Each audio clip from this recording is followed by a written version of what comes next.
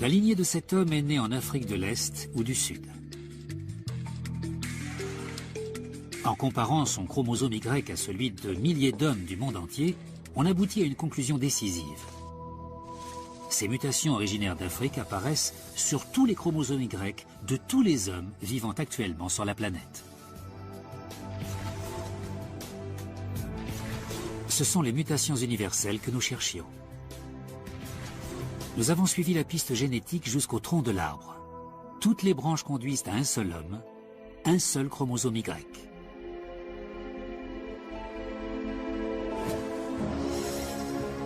Il y a bien eu un ancêtre unique à tous les hommes actuels. C'est lui le super-ancêtre suprême, l'Adam scientifique.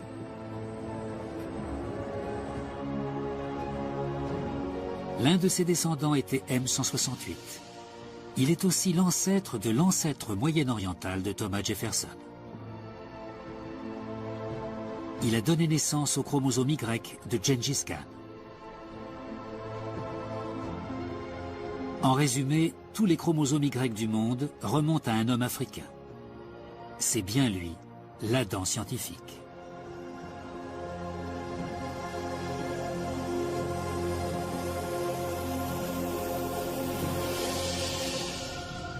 Au vu de la répartition géographique des chromosomes Y africains, Spencer Wells pense qu'il est né quelque part dans la région de la vallée du Rift, en Afrique de l'Est, peut-être en Tanzanie ou en Éthiopie.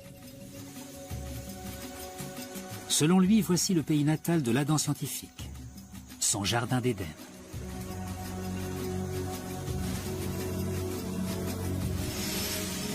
La génétique est capable de dater les mutations du chromosome Y pour calculer l'âge de l'Adam scientifique. Ainsi, Spencer Wells estime qu'il est né il y a environ 60 000 ans. Cela semble lointain, mais en réalité, cela signifie que notre quête d'un ancêtre commun ne nous a pas menés jusqu'à l'époque des hommes singes ou même des hommes primitifs comme les Homo erectus. En comparaison des milliards d'années de l'évolution humaine, nous avons localisé Adam dans un passé très récent. Spencer Wells sait maintenant que l'Adam scientifique a bel et bien existé, quand il vivait et même probablement d'où il venait. Mais qui était-il ? Comment est-il devenu le super-ancêtre de tous les hommes actuels? Et à quoi ressemblait-il? Le portrait qui se dessine n'est pas celui auquel on pouvait s'attendre. Sous les pinceaux de Michel-Ange, Dieu donne la vie à un homme de type européen. Depuis les dernières données géographiques et temporelles concernant Adam, on sait qu'il ne pouvait ressembler à ça. Pour la première fois, il est possible de dresser un nouveau portrait d'Adam sur des bases scientifiques.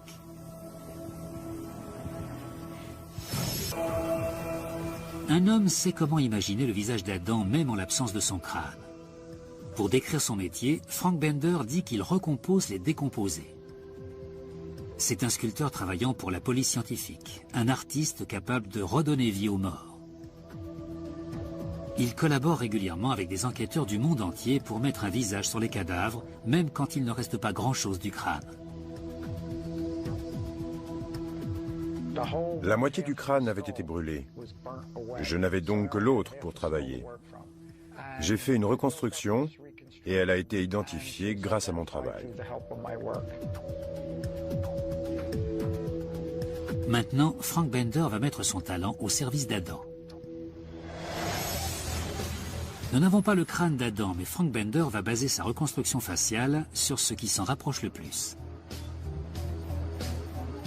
Il se rend donc au Muséum américain d'histoire naturelle à New York. Gary Sawyer est expert dans la reconstruction des visages préhistoriques. Selon lui, ce crâne, retrouvé sur le site de Kafzeh, en Palestine, est une bonne base pour Adam.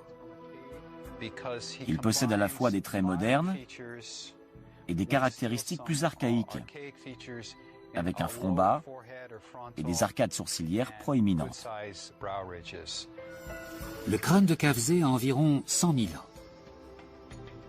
Celui d'Adam serait donc bien plus moderne.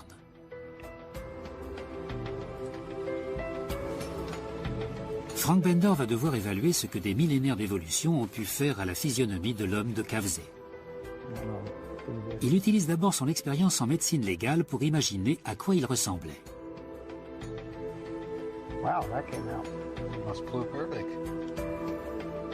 Il peut extrapoler les traits de son visage à partir de sa structure crânienne. La forme des fossettes, le tracé des mâchoires, la largeur du nez, la taille du menton.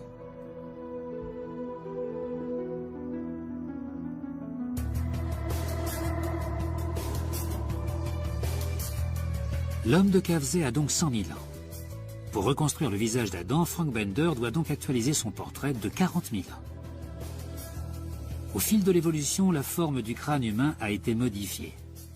Diminution de l'arcade sourcilière, position plus verticale du front et avancée du menton. Adam devrait être à mi-chemin entre cet homme d'autrefois et les humains d'aujourd'hui.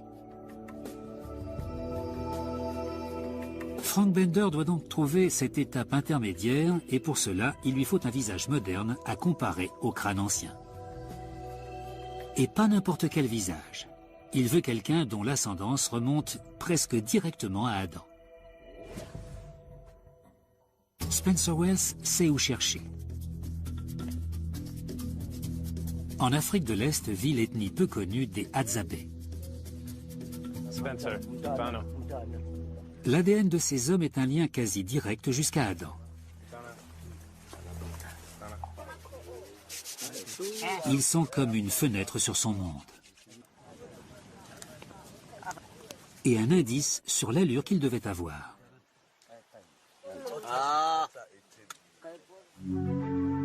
L'ADN scientifique devrait être à mi-chemin entre l'homme de Kavsey et l'un de ses visages. Comme celui du chef de la tribu Hadzabe, Julius Indaya, Ume. Mais comment établir son portrait robot? Pour fusionner ces deux visages, Frank Bender se tourne vers une technologie développée pour des applications sécuritaires comme la lutte antiterroriste.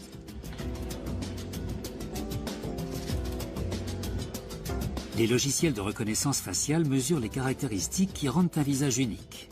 Des variables comme la distance entre les yeux ou la largeur du nez.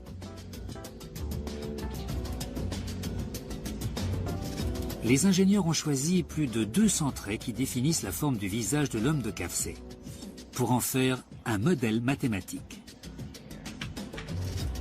Puis ils font de même avec le chef des Hadzabe. L'ordinateur compare ensuite les deux séries de données, deux visages que 100 000 ans séparent, avant de calculer un modèle intermédiaire, celui d'Adam.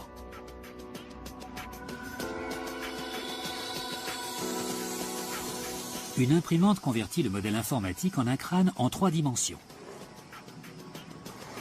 Au fur et à mesure que sortent les feuilles, une tête reconstituée émerge. Frank Bender s'en servira de point de départ pour donner enfin un visage à Adam. Mais les Hadzabe peuvent nous apporter bien plus qu'une idée de l'allure de l'Adam scientifique.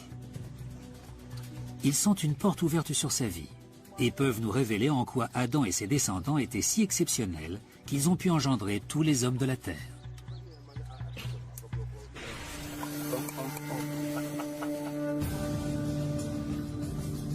Les mutations du chromosome Y montrent que l'Adam scientifique est né il y a environ 60 000 ans. C'était une époque hors du commun dans l'histoire de l'humanité qui traversait alors une grave crise. Selon les scientifiques, les humains étaient au bord de l'extinction. La population mondiale avait sans doute chuté à quelques milliers d'individus.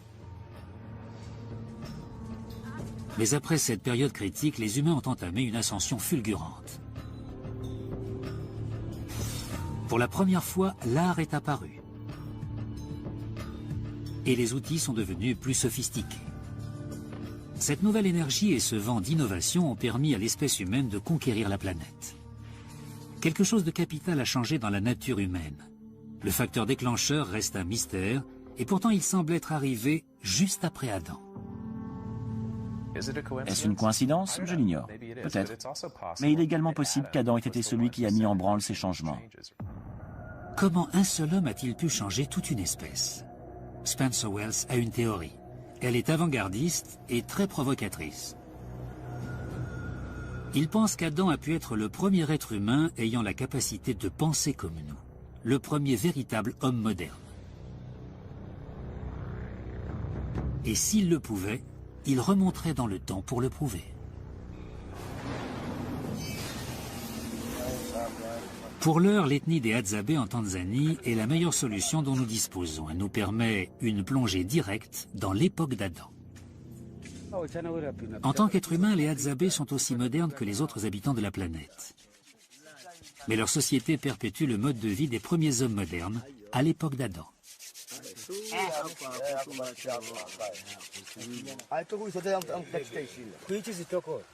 Les Hadzabe sont des chasseurs-cueilleurs. Survivre dans un tel environnement est un défi permanent. Ils font appel à une ingéniosité qui, selon Wells, pourrait être née avec Adam lui-même.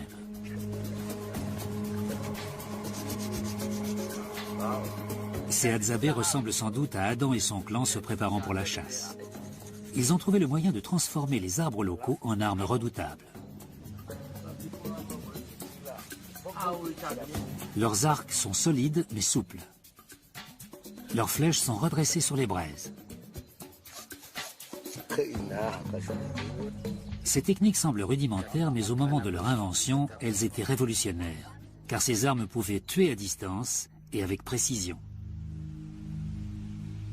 L'arc et les flèches ont été une innovation essentielle. D'autres modifications ont rendu les premières armes encore plus meurtrières.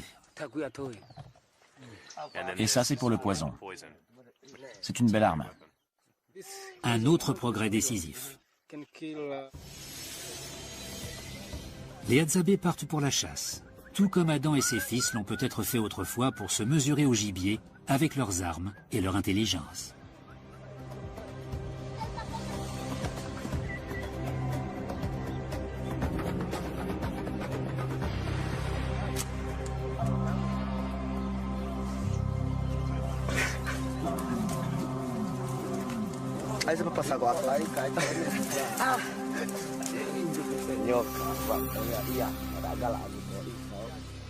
Les techniques de chasse des Hadzabe sont efficaces, mais elles ont dû être inventées et développées par quelqu'un. Quelqu'un qui a eu l'idée d'aller au-delà des savoir-faire utilisés par sa tribu jusque-là.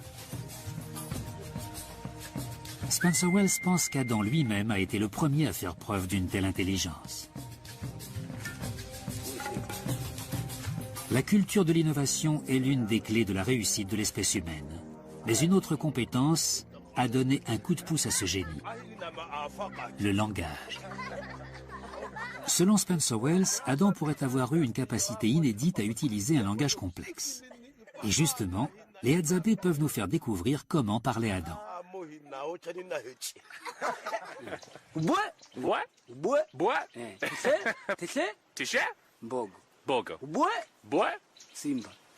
Simba, lion. Il parle l'une des langues les plus complexes du monde. Au milieu des voyelles et des consonnes habituelles se mêle toute une série de clics.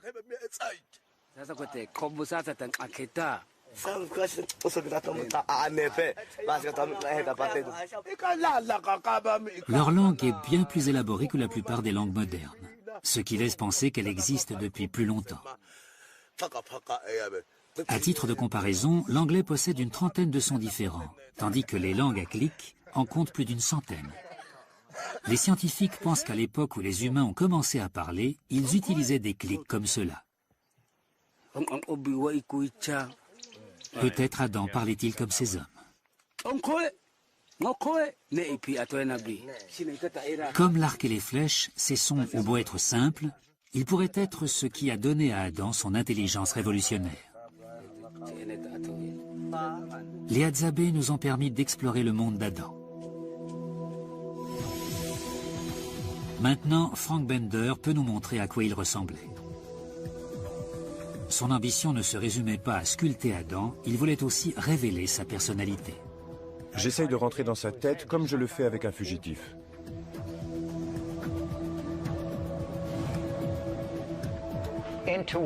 L'intuition est une passerelle entre l'art et la science. C'est le ciment qui fait tout tenir, ce qui donne cette vie, cette étincelle.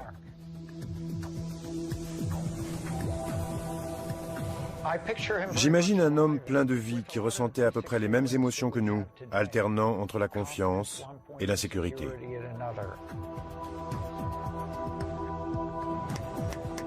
Enfin, Spencer Wells se trouve face à face avec celui qu'il traque depuis des mois. Un nouveau portrait de l'ancêtre commun à tous les hommes actuels. Adam.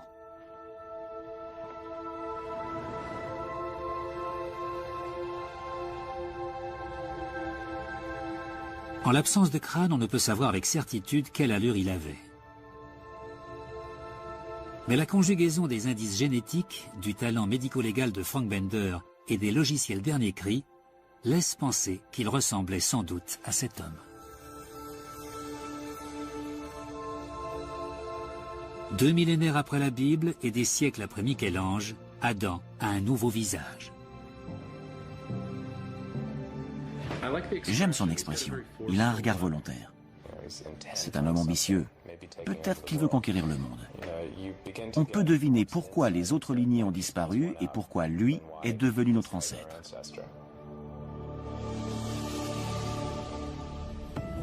La science ne peut nous dire en quoi Adam était différent. D'autres hommes vivaient en même temps que lui, mais au fil des siècles, leurs lignées génétiques se sont éteintes. Peut-être certains n'ont-ils eu aucun descendant ou que des filles. Quoi qu'il en soit, leurs chromosomes Y ont disparu à jamais. Seule la lignée d'Adam a survécu. Voilà comment il a pu devenir notre super ancêtre suprême. Il naît il y a environ 60 000 ans. Il apprend vite et finit par s'imposer comme le chef de sa tribu. Sa maîtrise du langage le démarque des autres.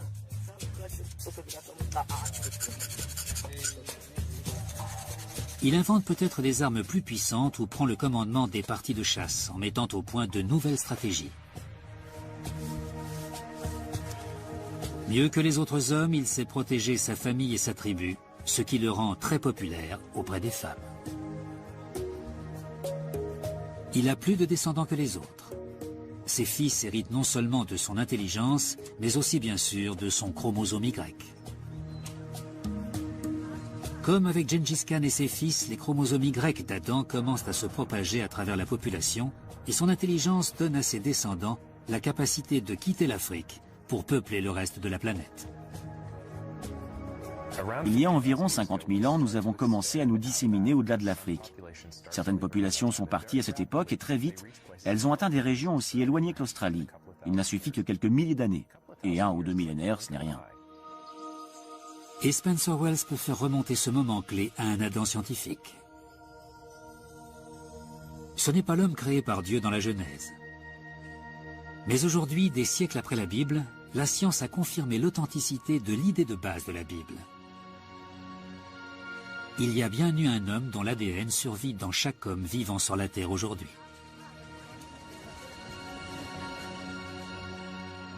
Son jardin d'Éden était sans doute l'Afrique de l'Est.